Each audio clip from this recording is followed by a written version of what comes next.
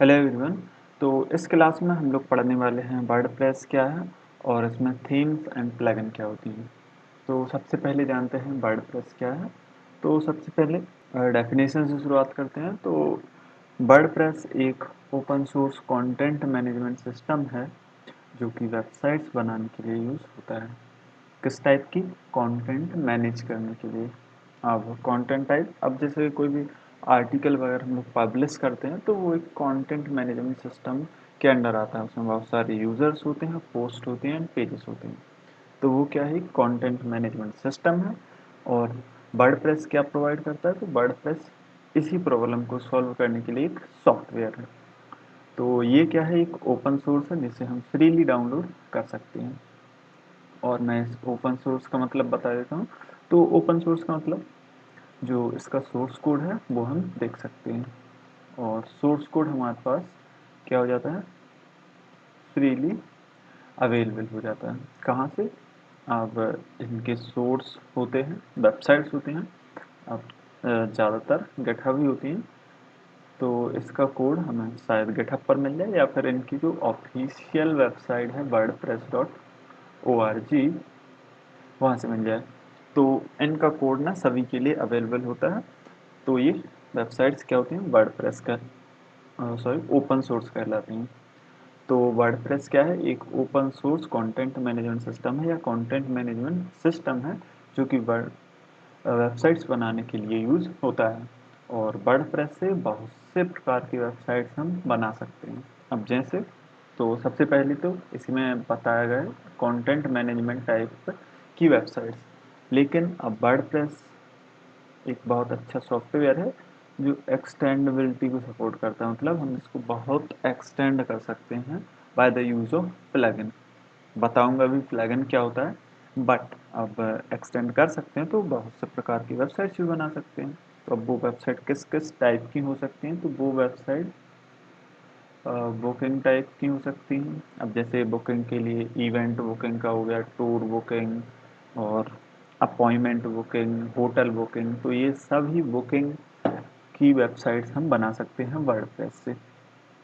और first thing is CMS content management system बना सकते हैं। देन पोर्टफोलियोज वेबसाइट बना सकते हैं।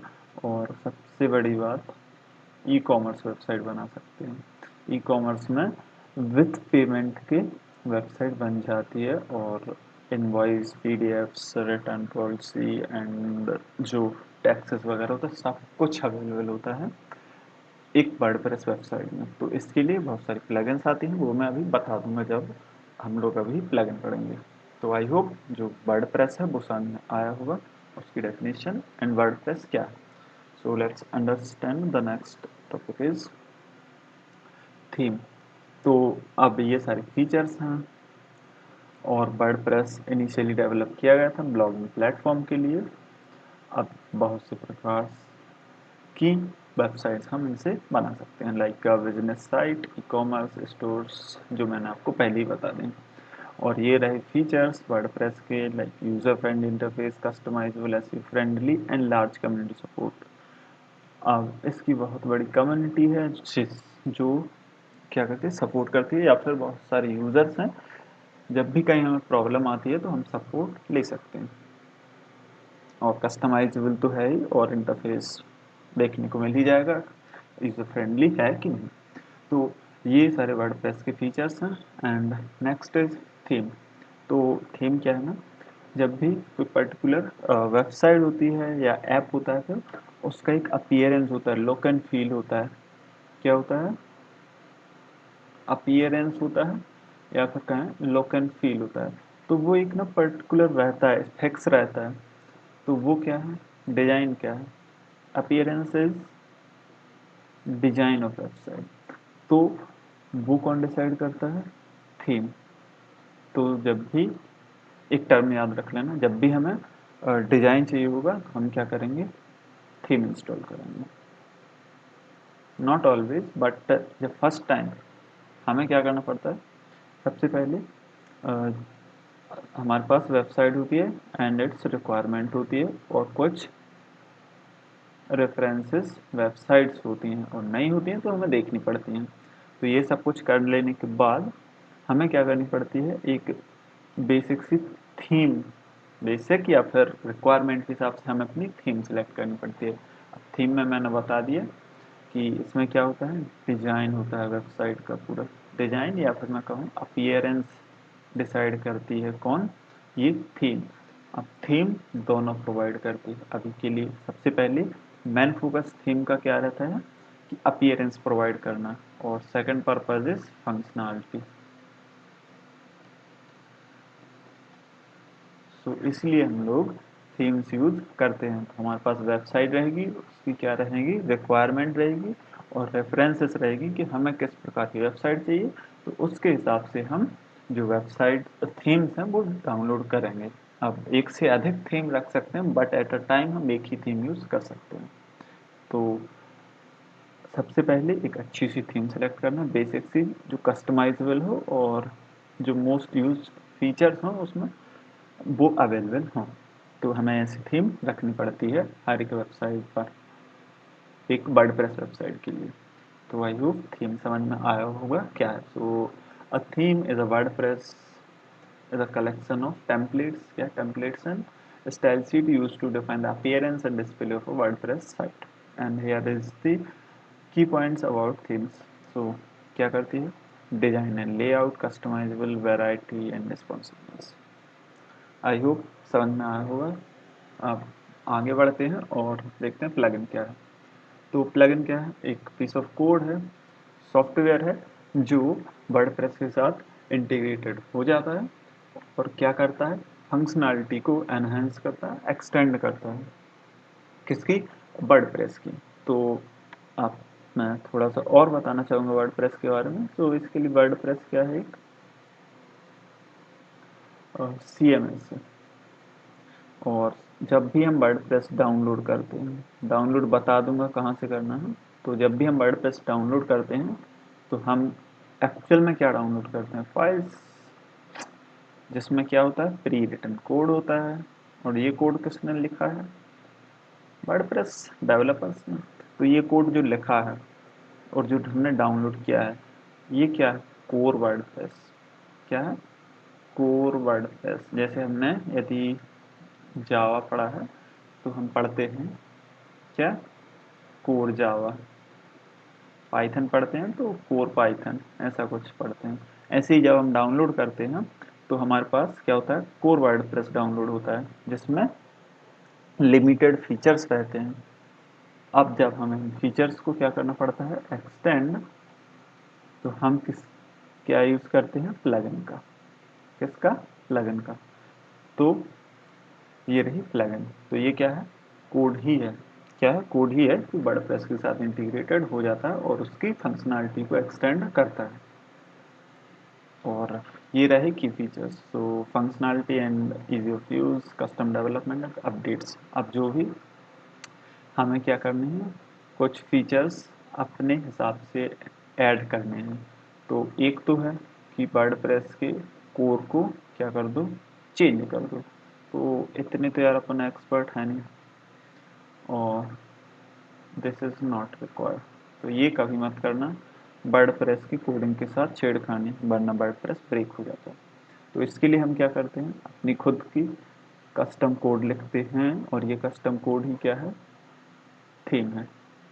नॉट थीम, ये कस्टम कोड ही क्या है, थीम भी है, प्लगइन है। तो ये क्या है, प्लगइन है। तो जब भी हमें कस्टम कोड लिखना है, फीचर्स एक्सटेंड करना है, फीचर्स ऐड करना है, हमें क्या करना है, कस्टम कोड लिखना है। और यही कोड क्या है, प्लगइन है। अब इस प्लगइन को किस लिए यूज़ करते हैं, फीचर एक्सटेंड करने के, लेकिन इसलिए भी यूज़ करते हैं ताकि जो कोर वर्डप्रेस है इसको ना क्या करना पड़े, छेड़ना पड़े, इसको डिस्टर्ब नहीं करना है। तो इसलिए इस कोड का यूज़ करते हैं। अब मान लो मैंने यदि कोर वर्डप्रेस को चेंज भी कर दिया, तो अब ऐसा हो जाएगा ना कि एक स्पेसिफिक नीड के हिसाब से मुझे कोर वर्डप्रेस में छेड़खानी करनी पड़े। तो इसलिए डेवलपर्स ने क्या किया कि तुम कोर वर्डप्रेस को तुम हर जगह ही यूज़ कर सकते हो। मतलब इसमें वो सारी बेसिक फंक्शनैलिटी होगी जो हर एक वेबसाइट के लिए चाहिए पड़ेगी। अब जैसे हर एक वेबसाइट, तो किसी भी प्रकार की वेबसाइट के लिए हमें क्या क्या चाहिए पड़ता है, मैं थोड़ा सा बता देता हूँ, ज़्यादा कुछ नहीं। तो हर एक वेबसाइट में क्या होगा, हेडर एंड फुटर होगा, और होम पेज होगा, मतलब पेजेस होंगे, उनके टेम्पलेट्स सेम होंगे, और हर एक वेबसाइट में पोस्ट या फिर मैं कह सकता हूँ ब्लॉग्स होंगे। तो ये कॉमन सी चीज़ रहती है हर एक वेबसाइट में। तो वर्डप्रेस ने क्या किया है, ये कोर फंक्शनैलिटी में इन सबको रख दिया, राइट। तो ये रख दिया, और भी फीचर्स हैं जैसे media and post and page and also category. तो ये ना वर्डप्रेस ने हमें पहले से ही बना के दिए हैं। अब कोई भी वेबसाइट है, उसमें इमेजेस होंगी, पीडीएफ्स होंगे, डॉक्यूमेंट्स होंगे, वीडियोस होंगे, तो वर्डप्रेस ने क्या किया कि हमें पहले से ही फीचर दे दिया फाइल अपलोडिंग का। तो अब जब भी मुझे मान लो एक प्लगइन मैंने लिखी, उसमें मुझे फाइल की ज़रूरत पड़ी, तो क्या करूँगा, मैं इस मीडिया का यूज़ करूँगा। तो ये मीडिया क्या करता है, हम जो फाइल्स हैं वो डिस्प्ले कराता है, फाइल्स को हम यहाँ पर अपलोड कर सकते हैं, और फाइल्स को रिमूव डिलीट जो कुछ करना है वो सब कुछ कर सकते हैं। तो हम प्लगइन में क्या करेंगे, इस वाली कोड को डायरेक्टली यूज़ कर लेंगे। तो हमें क्या करना पड़ेगा, ज़्यादा कुछ कोड नहीं लिखना पड़ेगा इसके लिए, वरना हमें क्या करना पड़ता है, मान लो ये फंक्शनैलिटी नहीं होती, तो हमें फिर से वही मैं बता रहा हूँ ना कि या तो कोर वर्डप्रेस को छेड़ो। तो इन्होंने क्या कर दिया, कोर में ही ये फीचर दे दिया क्योंकि ये रिक्वायर्ड है। तो अब जैसे ये क्या है, प्लगइन, तो यदि ये ना होता तो मैं क्या करता कि एक प्लगइन बनाता, और उसमें खुद अपनी एक मीडिया के लिए कुछ भी अपलोड करने के लिए मुझे कोड लिखना पड़ता। तो ये कोर फीचर है, इसको यूज़ कर लूँ, क्यों लिखना अपना। तो कोर फीचर्स इन्होंने रख दिए हैं, उनका यूज़ करना है, और जो कुछ एक्स्ट्रा चाहिए वो आप ऐड कर सकते हैं एज़ पर आवर वेबसाइट और एज़ पर आवर नीड। तो इसलिए ये जो कस्टम डेवलपमेंट है या प्लगइन है, उसका आइडिया आया। तो हम लोगों ने क्या जाना, थीम क्या है और प्लगइन क्या है एंड वर्डप्रेस क्या है। अब हम लोग समझते हैं कि CMS क्या है। सो CMS क्या है, CMS is a content management system or a software application that enable users to create, edit, manage, publish digital content without needing extensive technical knowledge। तो CMS क्या है, इसके लिए एक सॉफ्टवेयर है जो यूजर्स को अलाउ करता है अपनी पोस्ट पब्लिश करने के लिए, क्रिएट करने के लिए, अपडेट करने के लिए, और किसके लिए, मैनेज करने के लिए, ये सब कुछ कर सकते हैं। और कैसे, without needing the extensive technical knowledge. Technical knowledge नहीं है तो आप यहाँ पर आप एक बेसिक वेबसाइट बना सकते हैं, बेसिक क्या, अच्छी वेबसाइट बना सकते हैं विदाउट एनी टेक्निकल नॉलेज के। तो आई होप ये समझ में आया होगा। तो अब CMS बहुत से प्रकार के हैं, जैसे वर्डप्रेस, जूमला एंड द्रुपाल, शॉपिफाई। तो इनमें से हमें कौन सा पकड़ना है, तो वर्डप्रेस। तो हम वर्डप्रेस को सीखेंगे, एंड हो सकता है शॉपिफाई भी हम लें।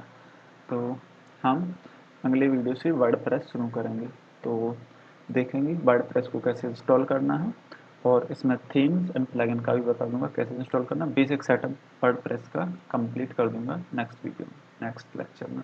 तब तक के लिए thank you, and thank you for watching this video.